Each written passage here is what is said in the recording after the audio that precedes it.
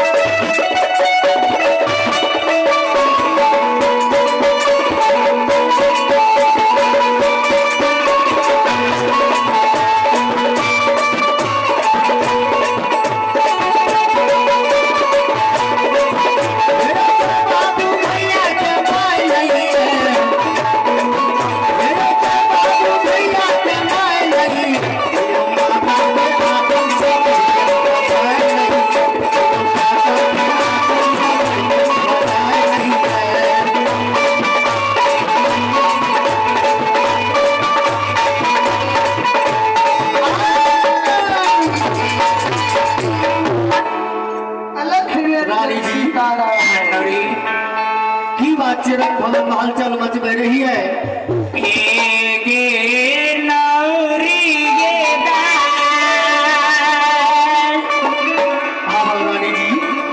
कहियो ना सबसे पहले हमरा ही बताओ